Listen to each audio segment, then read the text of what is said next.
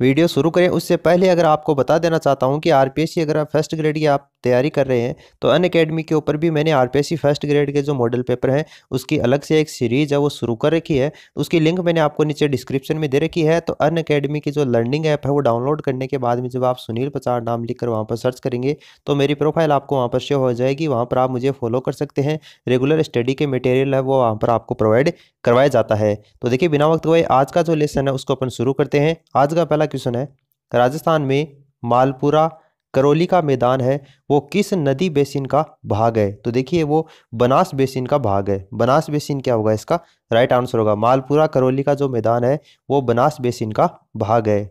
Next आपको दे रखा है, थार्नवेट जलवायु वर्गीकरण के अनुसार राजस्थान का अधिकांश भाग है वो जिस जलवायु प्रदेश के अंतर्गत आता है वो कौन सा है? तो देखिए वो DAW के अंतर्गत आता है।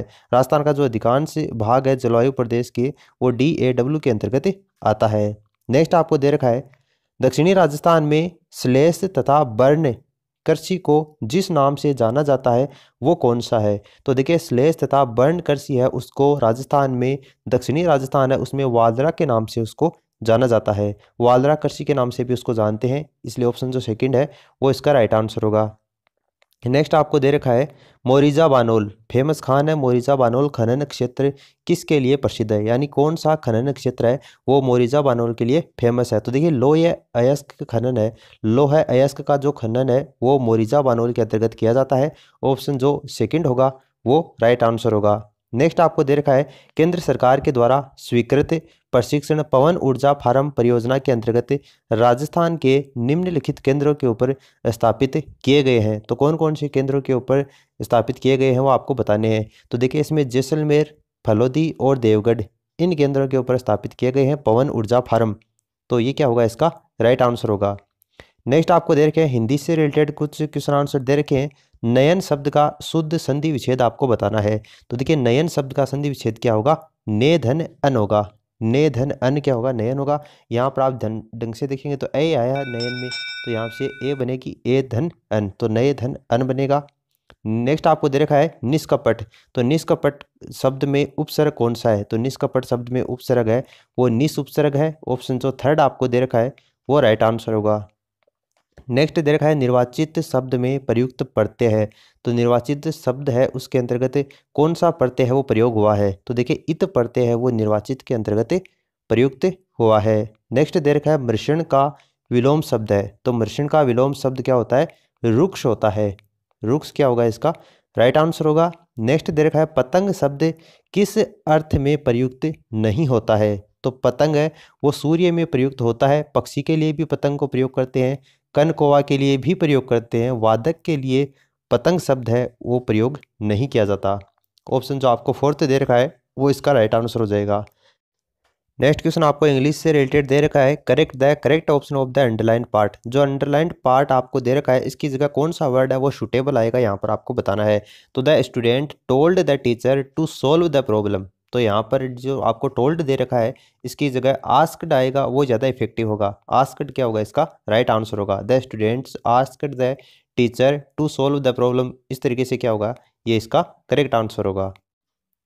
फिर नेक्स्ट क्वेश्चन दे रखा है, which is the correct indirect speech of the sentence. आपको इनडायरेक्ट स्पीच बतानी है। देखिए इसमें दे रखा है, ही सेड बाद में two and two make four. ये एक यूनिवर्सल वाक्य आपको दे रखा है, यानी दो और दो चार होते हैं। ये एक यूनिवर्सल वाक्य है, इसमें आपका टेंस है वो चेंज नहीं होगा। तो आपको जो दे रखा है इसमें देखिए जब आप इसको चेंज करोगे तो ही सेड का यहाँ पर ही सेड आ जाएगा, उसके बाद में कनेक्टिव के रूप में क्या आएगा दैट आ जाएगा, और बाद में two and two make four ऐसा कैसा आएगा। तो ये दे रखा है he said that two and two make four, आपको सेकंड ऑप्शन में दे रखा है। ये क्या हो जाएगा इसका राइट आंसर हो जाएगा। फिर नेक्स्ट क्वेश्चन आपको दे रखा है, चूज द अप्रोप्रिएट आर्टिकल और determiner to complete the sentence. एक सेंटेंस दे रखा है, ब्लैंक स्पेस भरने के लिए आपको डिटर्मिनर या आर्टिकल है वो चूज करना है। देखिए the Amazon in Brazil is dash longest river in dash south America. तो देखिए इसमें इसका राइट आंसर रहेगा the Amazon in Brazil is the longest. यहाँ पर सुपरलेटिव डिग्री है इसलिए द आएगा, और बाद में रिवर इन, बाद में यहाँ पर कोई भी आर्टिकल है वो प्रयोग नहीं होगा। इनके बाद में सीधा साउथ अमेरिका, यानी अमेजन जो रिवर है वो ब्राज़ील की क्या है लॉन्गेस्ट रिवर है जो कि साउथ अमेरिका के अंतर्गत बहती है।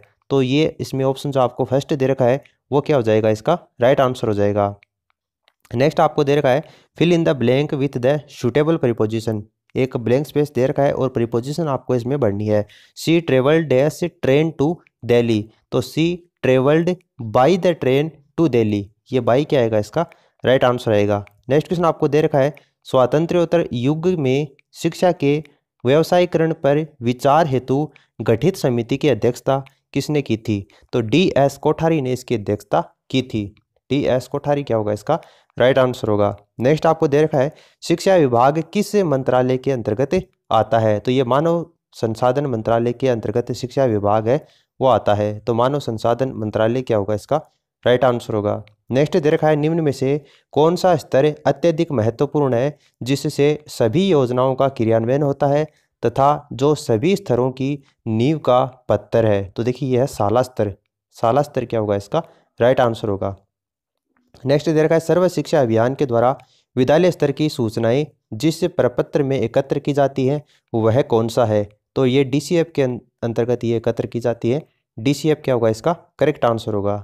नेक्स्ट आपको दे रखा है सर्वप्रथम विद्यालय समन्वयन योजना की अभिशंसा किसने की थी, तो देखिए ये अभिशंसा की गई थी सबसे पहले मुदालियर आयोग के द्वारा 1952-53 में, तो मुदालियर आयोग क्या होगा, इसका करेक्ट आंसर होगा।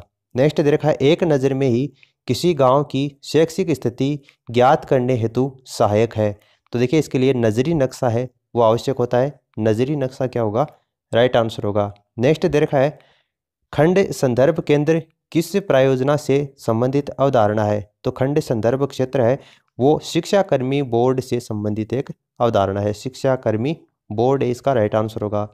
नेक्स्ट दे रखा है विद्यालय प्रबंधन समिति का अध्यक्ष कौन होता है, तो अभिभावक है वो विद्यालय प्रबंधन समिति के अध्यक्ष होते हैं। देखिए ये जो विद्यालय प्रबंधन समिति है इससे रिलेटेड अक्सर एग्जाम में क्वेश्चन पूछा जाता है। निःशुल्क और अनिवार्य शिक्षा का अधिनियम जो 2009 है उसकी धारा 21 के तहत प्रत्येक विद्यालय के अंतर्गत एक विद्यालय प्रबंधन जो समिति है उसका गठन किया गया है। विद्यालय प्रबंधन समिति का जो कार्यकाल है वो 2 वर्ष का होता है और जो 15 सदस्य की जो समिति होती है इसमें से जो 11 सदस्य होते हैं वो अभिभावकों को इसका सदस्य बनाया जाता है और जो प्रधानाध्यापक होता है वो इसका सदस्य या फिर जो इस समिति होती है इसका सचिव कौन होता है, प्रधानाध्यापक को बनाया जाता है। देखिए ये जो 15 सदस्य होते हैं इनमें से 11 सदस्य होते हैं वो अभिभावक में से लिए जाते हैं। इन 11 सदस्यों में भी एक सदस्य है वो आपका अनुसूचित जाति का लिया जाता है, एक अनुसूचित जनजाति का लिया जाता है, इसके अलावा एक सदस्य आपका अन्य पिछड़ा वर्ग का लिया जाता है और एक सदस्य है वो कमज़ोर वर्ग के जो बच्चे होते हैं उनके जो अभिभावक होते हैं उनमें से एक सदस्य लिया जाता है। लेकिन 50% सदस्य इसमें महिलाओं की भागीदारी है वो भी ज़रूरी होती है। तो ये कुछ इंपॉर्टेंट फैक्ट्स हैं जो आपकी विद्यालय प्रबंधन समिति है उससे रिलेटेड हैं जो आपके लिए जानने ज़रूरी हैं क्योंकि अक्सर एग्जाम में यहाँ से क्वेश्चन है वो पुटअप किया जाता है। नेक्स्ट आपको दे रखा है NUEPA का मुख्य रूप से संबंधित है, तो देखिए NUPA का मुख्य रूप से किस से संबंधित होती है, देखिए ये होती है शैक्षिक योजना से संबंधित होती है। शैक्षिक योजना इसका राइट आंसर होगा। नेक्स्ट दे रखा है सर्व शिक्षा अभियान यानी SSA एक व्यापक कार्यक्रम के तहत प्राप्त करना चाहता है, तो देखिए इसका राइट आंसर होगा सार्वभौमिक प्राथमिक शिक्षा। सार्वभौमिक प्राथमिक शिक्षा ही सर्व शिक्षा अभियान का प्रमुख कार्य होता है। नेक्स्ट दे रखा है निम्न में से कौन से एक का उद्देश्य विशेष रूप से माध्यमिक शिक्षा में प्रवेश के सार्वभौमिकरण तथा गुणवत्ता सुधार का है, देखिए किसका कार्य, राष्ट्रीय माध्यमिक शिक्षा अभियान का ये कार्य है। राष्ट्रीय माध्यमिक शिक्षा अभियान क्या होगा, इसका करेक्ट आंसर होगा। फिर नेक्स्ट आपको दे रखा है राज्य सरकार द्वारा अध्यापक कल्याण योजना कब प्रारंभ की गई, तो राज्य सरकार के द्वारा अध्यापक कल्याण योजना है वो 1966 के अंतर्गत प्रारंभ की गई थी। 1966 क्या होगा, इसका राइट आंसर होगा। नेक्स्ट आपको देखा राजस्थान में क्षेत्रीय शिक्षा संस्थान है वो कहाँ पर स्थित है, तो राजस्थान में क्षेत्रीय शिक्षा संस्थान है वो अजमेर के अंतर्गत स्थित है। फिर आपको दे रखा है NCERT राजस्थान राज्य शैक्षिक अनुसंधान एवं प्रशिक्षण संस्थान राजस्थान की स्थापना कहाँ पर की गई है, तो देखिए इसकी स्थापना उदयपुर के अंतर्गत की गई है। उदयपुर इसका राइट आंसर होगा। फिर नेक्स्ट क्वेश्चन आपको दे रखा है ये राज्य स्तरीय विज्ञान प्रतिभा खोज परीक्षा का आयोजन किस संस्था के द्वारा किया जाता है? तो देखिए इसका आयोजन माध्यमिक शिक्षा बोर्ड राजस्थान के द्वारा किया जाता है। ऑप्शन आपको जो थर्ड दे रखा है वो इसका राइट आंसर होगा। तो देखिए दोस्तों 30 मोस्ट इंपॉर्टेंट क्वेश्चन आंसर के बारे में अपन ने इस वीडियो में बात की है। वीडियो अच्छा लगा तो इसे लाइक कीजिए और अपने दोस्तों के साथ में शेयर जरूर कीजिए ताकि सभी को अपनी स्टडी में बेनिफिट मिल सके। सीरीज आगे इसी तरीके से जारी रहेगी, इसलिए चैनल को सब्सक्राइब करने के साथ साथ में घंटी के आइकन को प्रेस कर लें ताकि लेटेस्ट अपडेट आपको समय समय के ऊपर पहुंचते रहें।